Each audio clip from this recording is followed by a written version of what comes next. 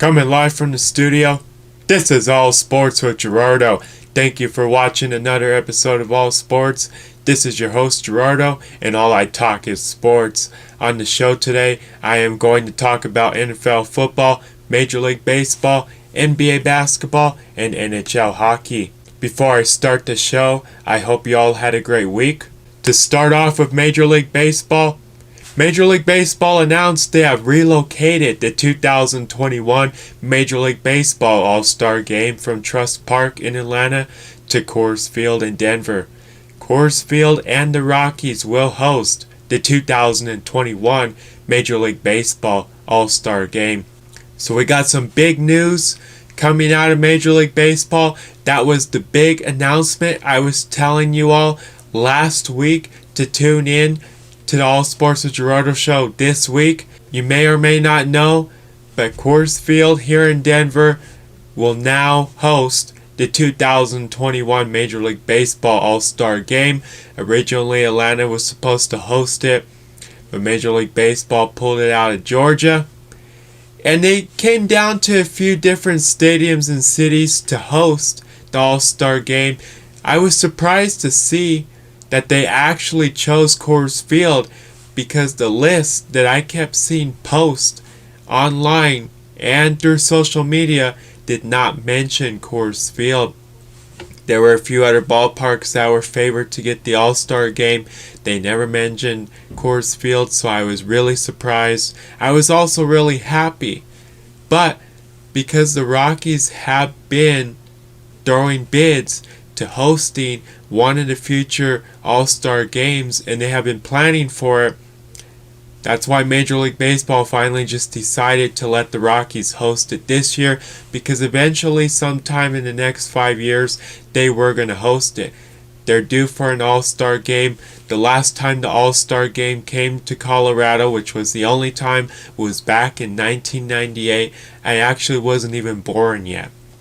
So I'm looking forward to the All-Star Game coming here this summer here at Coors Field. I'm definitely not going to miss it. I'm definitely going to go. This All-Star Game is like the Super Bowl, and it doesn't happen often, and I would assume the next time it comes back to Colorado, it's going to be 20 plus years from now, and I'll be a lot older, so I'm definitely not going to miss it, and I will be there. I'm glad that they chose Coors Field and Denver. They're not going to regret it. It was a great decision. And hopefully, Truist Park, since it's a new ballpark in Atlanta, can host a future All-Star Game. It's unfortunate they're not going to host the 2021 Major League Baseball All-Star Game after they have been prepared for it, and it was announced that it was going to Atlanta. But unfortunately, things didn't work out. But Coors Field in Denver is definitely looking forward to hosting the All-Star festivities. And it includes the Fan Fest, the Features Game, the Home Run Derby, and the All-Star Game. So we're going to have to wait and see who's going to be in the All-Star festivities and who's going to participate in the 2021 All-Star festivities, which will include the Features Game, the Home Run Derby, and the All-Star Game. I can't wait to see who's going to represent the American and National League. We're going to have to wait and see, but hopefully there are certain players in this year's All-Star festivities, especially for the Home Run Derby. I am looking forward to that. The 1998 one was great, and I wouldn't doubt that the 2021 Home Run Derby is going to be great. And hopefully, since it's here at Coors Field, we can see a few Rockies players. I'm really hoping at least Trevor Story participates in something. Also Charlie Blackmon, maybe some other Rockies, but hopefully those ones for sure. And I'm just looking forward to it. I can't wait for it, and I'm definitely not going to miss it. But that was the big announcement, and Major League Baseball could not have chose a better stadium and city to host the All-Star Game, since they had to take it away from Atlanta, and Denver was definitely a great choice. And after seeing that Milwaukee, Los Angeles, Texas, New York, Chicago were favorites to host the All-Star Game, I really thought that Milwaukee or Texas would get it.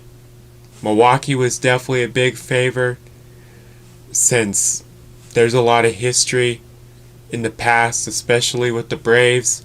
Also, Texas just got a new stadium. Los Angeles could have hosted it at Dodger Stadium since they didn't get it last year, but they're getting the All-Star game in 2022.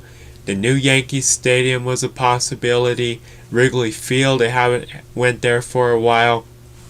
But Coors Field was the decision, and it was definitely a great decision, and I'm definitely looking forward to it. No matter what team you root for, especially if you're a baseball fan, you're definitely looking forward to the All-Star festivities, especially that it didn't happen last year. And if you're from Colorado or you live in Denver, you're definitely looking forward to the All-Star festivities. It hasn't been here for a while, and it's finally coming back. And we were due for the All-Star game, and I'm glad that it's happening this year, and I'm definitely looking forward to it, and I can't wait for this summer, for that Midsummer Classic. It's going to be such a great time. On Friday, April 9th, during the Padres-Rangers game, Joe Musgrove threw the first no-hitter in Padres history. On Wednesday, April 14th, during the White Sox-Indians game, Carlos Rendon threw the 20th no-hitter in White Sox history. So we're only in April, and not even through April, and we have already had 2 no-hitters. The White Sox have almost the most no-hitters out of all the teams. Only the Dodgers have more. The White Sox have some of the most no-hitters in franchise history, and within all teams in Major League Baseball that have the most no-hitters. And the White Sox are definitely at the top of the list for having the most no-hitters thrown by a team. There are only a few teams around the White Sox that have the most no-hitters in Major League Baseball history. So the White Sox added another one to franchise history, and now they have their 20th no-hitter in White Sox history. They had one in 2020, they now have one in 2021, and they're looking like they're going to pass the Dodgers for the most no-hitters in Major League Baseball history. But only the White Sox and a few other teams have close to 20 or more no-hitters. And also the Padres, they finally got their first no-hitter in franchise history. So just in the last 2 weeks, we have already had 2 no-hitters. Padres made history, and even the White Sox, even though they have so many, but adding another one is definitely adding on to the record book, and it's just great to see that records are already being made. And we're not even through the first month of the regular season. Hopefully there's some more no-hitters throughout the rest of the season. Yadier Molina became the first catcher in Major League Baseball history to catch 2,000 games for the same team. With 48 strikeouts, Shane Bieber tied Nolan Ryan for the most strikeouts through 4 starts in a season. In the Major League Baseball power rankings, the current top 10 Major League Baseball teams are the Dodgers, Padres, Red Sox, Reds, Brewers, Twins, Braves, Mets, Rays, and White Sox. Moving on now to NFL football, head coach Mike Tomlin and the Steelers have agreed to a 3-year contract extension. Jadeveon Clowney and the Browns have agreed to a 1-year contract. James Conner and the Cardinals have agreed to a 1-year contract. After playing 16 seasons, Alex Smith announced he is retiring from the NFL. After playing 12 seasons, Julian Edelman announced he is retiring from the NFL. Moving on now to NBA basketball, Chris Paul moved into 5th in all-time steals. Chris Paul moved into 5th in all-time assists. Damian Lillard moved into 10th in all-time three-pointers made. Russell Westbrook is the first player to have 25-plus triple-doubles in 4 different seasons. Steph Curry has made the most three-pointers in a 5-game span in NBA history. Steph Curry is the first player in NBA history to make 70-plus three-pointers in a 10-game span. Steph Curry has 11 straight 30 60-point games, and he broke Kobe Bryant's record for the longest streak by a player aged 33 or older.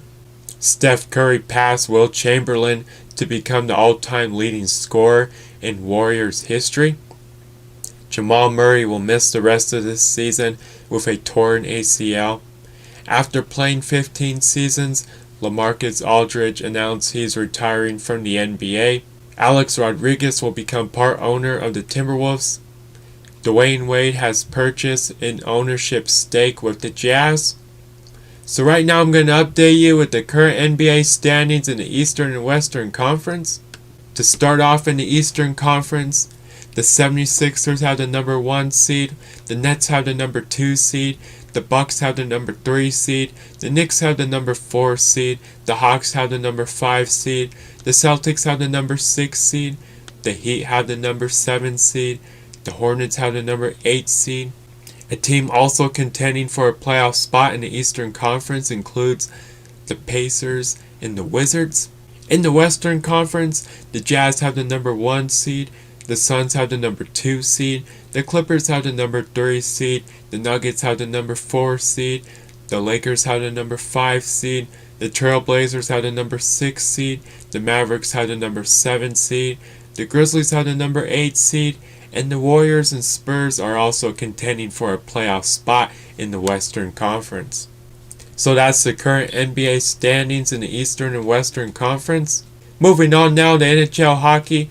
So right now I'm going to give you the current NHL standings in the Eastern and Western Conference. In the NHL, the division standings go off the amount of points the team scored, not by the wins or losses by the team. So taking a look at the standings in the NHL, to start off in the Central Division, right now the Hurricanes and the Panthers are tied for this division at 65 points, and the next closest team to them is the Lightning at 62 points. In the East Division, right now the Capitals and the Islanders are tied for this division at 62 points, and the Penguins are right behind both teams at 61 points. In the West Division, right now the Golden Knights are leading this division at 68 points, and the Avalanche are right behind the Golden Knights, sitting at 64 points. In the North Division, right now the Maple Leafs are leading this division at 61 points, and the next closest team to the Maple Leafs is the Jets, sitting at 57 points. So that's the current NHL standings in the Eastern and Western Conference. Moving on now to the show, what to watch for this week in sports. The Rockies, Major League Baseball, the Nuggets, NBA Basketball, the Avalanche, NHL Hockey. Moving on now, on the next show I will talk about NFL football, Major League Baseball, NBA Basketball, and NHL Hockey. I hope you all have a great week. Tune in to the next All Sports with Gerardo show next week. I want to say thank you to everybody that listens to All Sports. Subscribe or like my pages on social media at All Sports with Gerardo. Until next time, this is Gerardo.